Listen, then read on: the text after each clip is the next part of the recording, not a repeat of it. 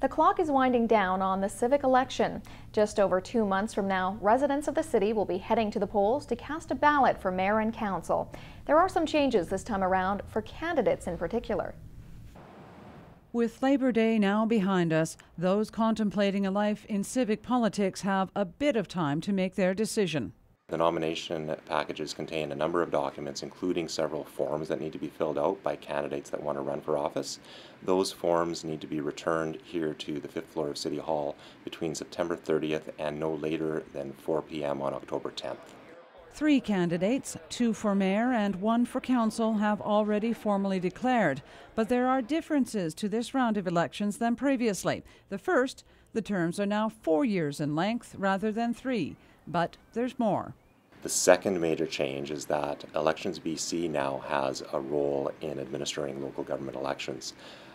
Their role is to administer, investigate, and enforce campaign financing and election advertising rules.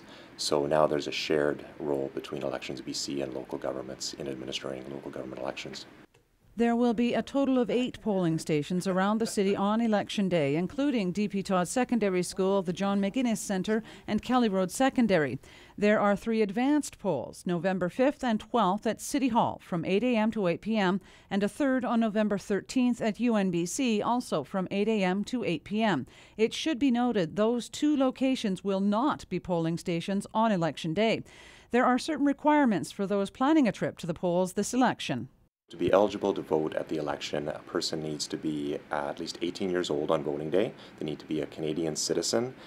They need to have lived in BC for at least 6 months and also lived within the city for at least 30 days prior to voting day.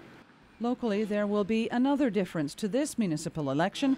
A referendum question on whether to keep fluoride in the drinking water will also be asked. Cheryl Jan, CKPG News.